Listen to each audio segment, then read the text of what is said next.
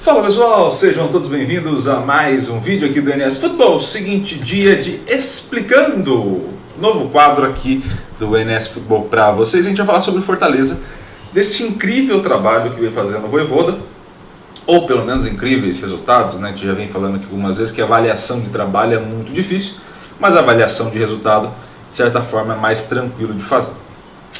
Vamos ao seguinte, primeiro, vamos explicar algumas coisas desse Fortaleza, explicar algumas coisas históricas e também colocar na tela para vocês os dados do Brasileirão completos para vocês, tá? Primeira parte, que eu acho importante da gente entender nesse momento. Quando a gente fala desse Fortaleza, a gente fala de uma reconstrução histórica do Fortaleza. Então a gente está falando do Fortaleza que subiu da Série C para B, da B para A já com o Rogério Ceni, e aí a partir disso um projeto de manutenção na Série A, alcance das competições internacionais, depois disso o alcance das competições internacionais com uma taxa de sucesso. Então teve aquela primeira eliminação que o Rogério teve, depois aconteceu uma volta do Fortaleza à Libertadores, um avanço até as oitavas, depois uma nova queda, um avanço até a fase da Sul-Americana e agora chegar à final da competição continental. Lembrando que muitas vezes houve alguns pontos de crítica, pouquíssimos, mas houveram, à gestão do Fortaleza justamente por não querer ou por falar abertamente sobre as dificuldades que a equipe ia ter, basicamente, né? Então foi uma gestão que jogou muito limpo com o torcedor ao longo desse caminho, e ao jogar muito limpo com o torcedor ao longo desse caminho, colheu os frutos também desse apoio do torcedor, tá? E acredito eu que nessa final a gente não vai fazer nenhuma análise específica da final, e aí eu vou explicar mais à frente o porquê. Basicamente porque nesse cenário que a gente está fazendo de Sul-Americana, a gente não tem dos dados argentinos, então não faz muito sentido. Então a gente vai esmiuçar como essa equipe joga pelos dados do Brasileirão, e aí a partir disso a gente vai trocando uma ideia, beleza? Então vamos parte por parte deste Explicando Fortaleza. E aí obviamente eu vou começar os meus desenhinhos, porque faz parte do nosso trabalho começar os desenhos. Seguinte, em azul eu tenho Fortaleza jogando contra as equipes do grupo 1. O que são as equipes do grupo 1, para vocês entenderem? Equipes do grupo 1 são as equipes que mantêm a posse da bola no Brasileirão, tá? Então são equipes como Flamengo, Fluminense, São Paulo, o próprio Palmeiras, o Cruzeiro, Bahia. Então são equipes que gostam de ficar mais com a posse da bola, tentam marcar mais pressão, ou seja, jogam dessa forma. E aí é óbvio, quando vocês forem fazer análise ou analogia com a Sul-Americana, vocês vão entender se a equipe adversária gosta ou não desse tipo de característica, tá? Por isso que a gente vai apresentar todos os cenários. Nesse ponto, eu tenho a linha em azul representando jogar contra essas equipes, independente do mando de campo, e a linha em laranja representando o mando de campo favorável para a equipe do Fortaleza. Então você percebe que a linha em laranja está muito maior, né? Só tem um ponto ali que ela está menor do que a linha em azul, que é a defesa do goleiro. Ou seja, quando eu jogo com um adversário que vai me pressionar, que vai recuperar a bola, que vai fazer com que eu fique menos tempo em posse da bola, isso faz com que o meu goleiro tenha que trabalhar mais do que jogando em casa, jogando como mandante, tá? E aí é óbvio, essas questões, principalmente ali pensando na Sul-Americana, que é jogo único em campo neutro, essas coisas tendem a não pesar um mando de campo, pode ser um misto disso, por isso a importância de múltiplos cenários, tá? Então esse é o primeiro ponto, jogar contra essas equipes, independente do mando, apresenta uma dificuldade para o Fortaleza que o Fortaleza não tem quando joga no Castelão, tá? Já quando a gente coloca esse mesmo cenário, ou seja, as principais equipes com posse de bola, contra jogar fora de casa, independente do adversário, o Fortaleza apresenta mais dificuldades em manter a posse do que apresentaria, mas já começa a ter quase que uma sobreposição de muita parte dos critérios analisados. O que isso quer dizer, né? Isso quer dizer que jogar fora de casa e jogar contra essas equipes é um cenário muito ruim para o Fortaleza. Então essas equipes que conseguem manter muita posse de bola, conseguem rodar bem, conseguem pressionar bem, são equipes que o Fortaleza encaixa o jogo por vezes, mas tem dificuldade, tá? Então assim, não é o cenário mais cômodo para a equipe do Fortaleza. Já quando a gente vai para o segundo grupo, que são as equipes com menos posse de bola, a gente já tem um cenário desse gráfico em azul contra o gráfico com o mando de campo em laranja favorável ao Fortaleza. O que já começa a apresentar nesse ponto? Contra equipes que não ficam tanto com a posse da bola, o Fortaleza também fica mais com a posse da bola, se sente mais confortável. Óbvio, não vai ficar 80%, 90% do tempo com a posse da bola, não é isso. Mas basicamente, contra essas equipes, o Fortaleza ainda consegue ter uma taxa de conversão parecida, consegue ter um número de finalizações parecidos e ainda sofre menos na defesa. Tá? Por que sofre menos?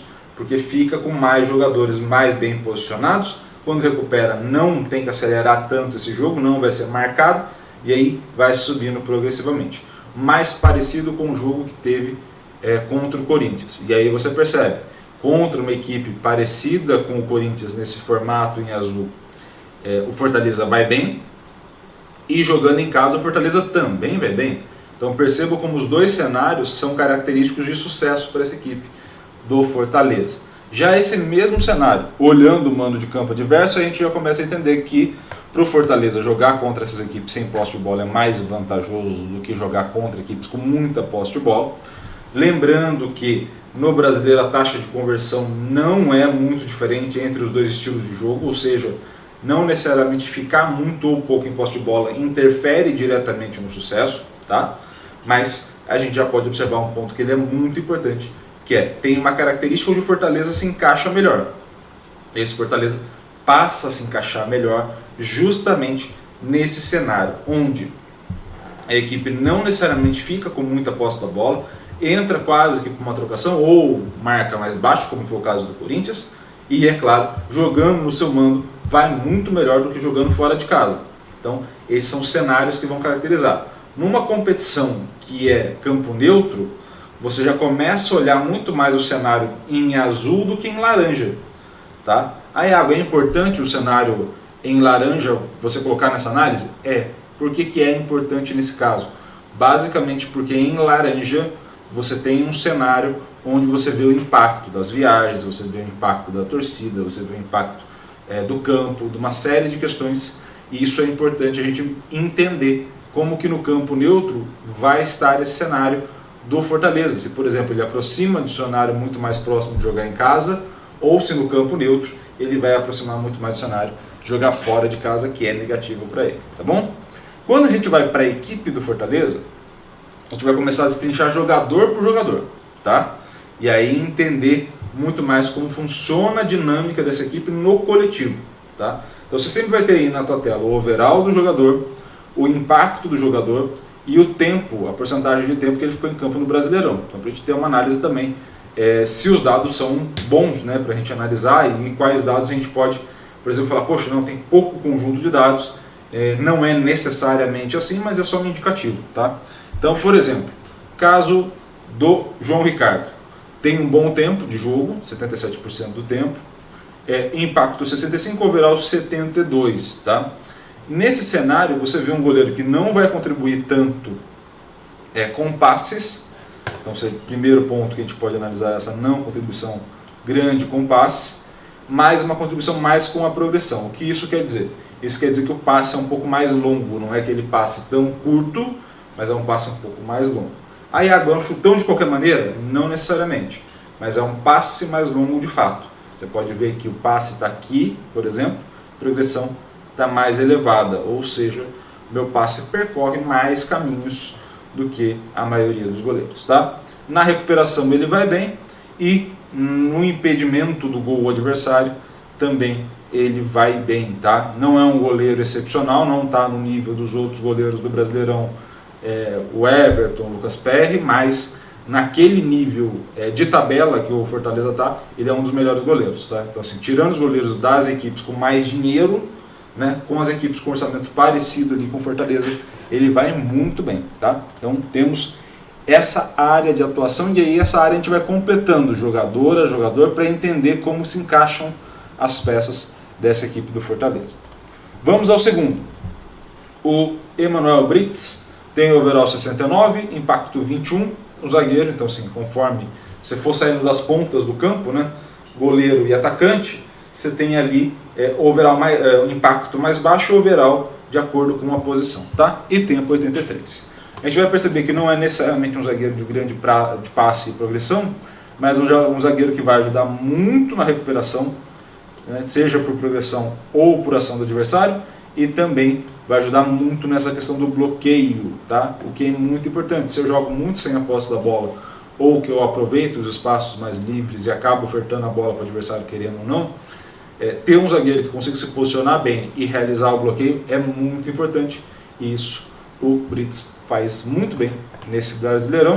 E temos essa zona de atuação em vermelho, tá? Então em azul é dos jogadores anteriores que a gente já mostrou, em vermelho a dos novos jogadores que a gente está mostrando agora o perfil, tá bom? Vamos a mais um jogador, vamos a mais um de zaga, o Tite.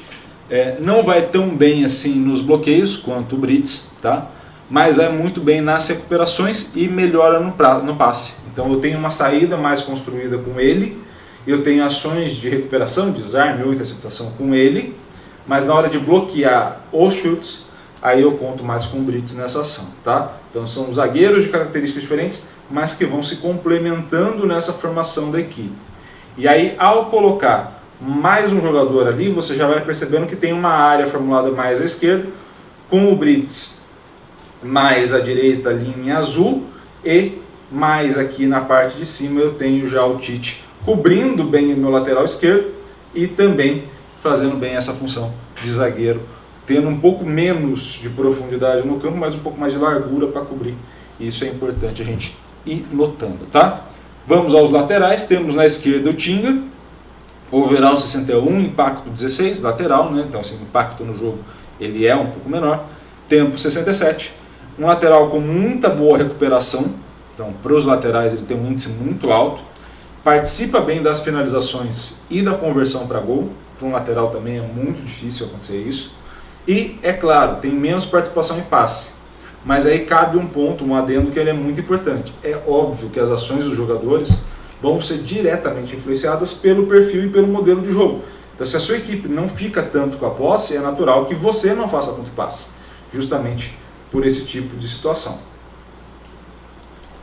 Então a gente tem aí um bom lateral direito, que é o Tinga, apoia muito bem, e esse apoio a gente consegue ver nessa faixa de campo em vermelho, pegando quase de área a área. Então, assim, é um jogador muito importante, principalmente para dar profundidade para essa equipe, como foi o caso, por exemplo, do gol contra o Corinthians, tá? Quando a gente vai para a lateral esquerda, Bruno Pacheco contribui menos, aí o overall dele é mais baixo, o impacto é mais baixo, apesar do tempo, tá? Mas onde que ele vai contribuir bem? Na parte de finalização e na parte de conversão. Preenche bem essa parte pela esquerda, né? Não sobe tanto e não tem tanto apoio, mas ele já vai fazendo uma dobra aqui junto com o Tite. Então isso já vai trazendo um pouco mais de conforto, um pouco mais de segurança para a parte esquerda do Fortaleza, tá? Indo mais à frente, Caio Alexandre, que vai fazendo um grande campeonato, overall 78, impacto 24, tempo 86, é um grande jogador, grande jogador. Assim, o Fortaleza, na hora que for vender esse jogador, vai vender caro, vai ser caro, porque na posição dele tem poucos que fazem o que ele faz, que é essa contribuição aqui via passe. Olha que o Fortaleza não é das equipes que mais fazem passe, tá? Então, assim, para um volante já ter essa nota mais alta de passe é primordial, é importantíssimo. Você ainda tem uma contribuição boa na parte da defesa e um apoio na parte ofensiva, o que dá esse destaque todo. Além disso, preenche uma grande área, essa área em vermelho, preenche uma grande área de campo atuando, tá? Quando a gente vai para o Zé Wellison, a gente tem overall 28, impacto 11, tempo 38, isso olhando como um meio campista, né? E aí você tem um jogador muito mais de destruir a jogada adversária, né? De recuperar essa bola, do que necessariamente de progredir ou de apoiar tanto. Então você tem um jogador que vai auxiliar muito mais a recuperar essa bola e aí encontrar um jogador mais próximo, do que necessariamente uma construção, uma jogada, um apoio um pouco mais, que até o Caio fazer muito melhor que ele. O Caio Alexandre acaba fazendo melhor que ele, beleza? A área que ele vai cobrir um pouco mais pela direita, então você tem ali o apoio do Tinga, você precisa de alguém para cobrir esse espaço, e aí é justamente essa parte que entra o Zé Wellison ali para cobrir esses apoios que o Tinga vai ter, tá? Quando a gente vai mais à frente, você tem o Marinho, aí o tempo é mais baixo, chegou no meio da temporada, impacto 15 overall 66 como ponta pela direita. Então você tem uma presença muito mais em situações de 1 contra 1 para buscar finalização e taxa de conversão do que necessariamente alguém que vai construir a jogada. Tá? Isso não é uma crítica, isso é característica que faz bem.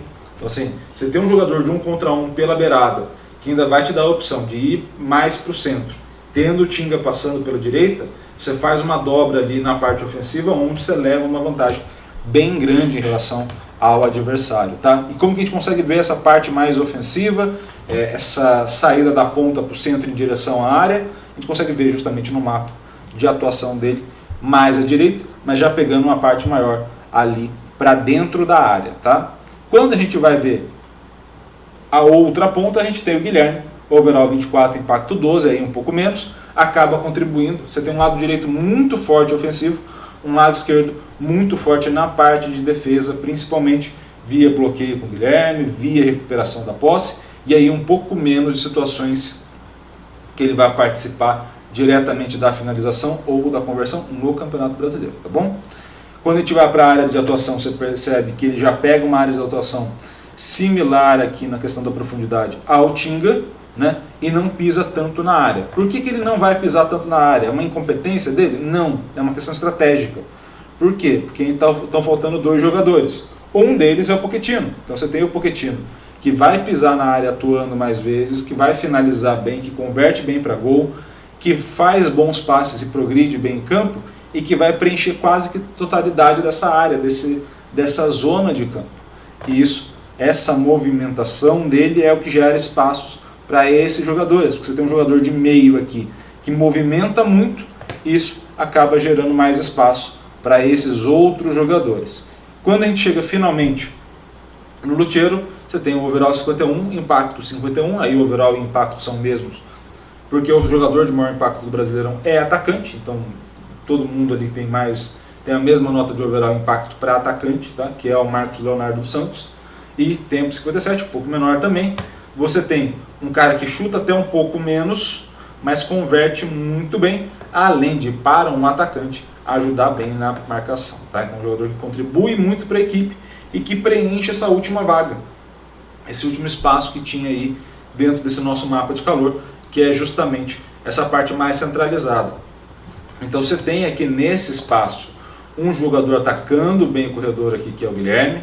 Você tem nesse espaço um jogador atacando bem o corredor, que é o Tinga. Você tem o Marinho atacando bem essa área. Você passa a ter o Pochettino atacando bem também por aqui, além já da presença do Lutero. Então assim, você chega pelo menos com os 5 jogadores, além dos apoios que o Caio Alexandre passa a te ofertar. Então assim, você tem alguns jogadores aqui de muita boa velocidade, que atacam muito bem essa última linha e que, por jogarem numa transição, entram nas principais características que eles têm, que é justamente essa característica de atacar o espaço em velocidade, fazer esse 1 contra 1, muito mais do que manter essa posse de bola. Fortaleza tem qualidade para manter? Tem, mas a opção de atacar mais rápido, com consciência, que é quando você tem um adversário mais lento de transição, e aí você consegue recuperar essa bola e atacar mais rápido, mas com qualidade, que é o caso que a gente mostrou ali daqueles grupos com menos posse de bola, faz com que o Fortaleza leve vantagem. Se o estilo da Eleu aproximar daquele segundo grupo, e se esse jogo encaixar, que eu imagino que vá, o Fortaleza leva vantagem, sim, nesse confronto contra a equipe da LDU. Beleza? Espero muito que vocês tenham gostado desse vídeo. Gostou, curta, comente, compartilhe esse vídeo com o máximo possível, gente. E é claro, se inscreva no canal e ative o sininho para receber todas as notificações. A gente vai aproveitar a semana da Data FIFA para estrear quadros novos aqui no canal. Combinado? Um grande abraço a todos, obrigado pelo carinho e pela audiência e valeu, até a próxima.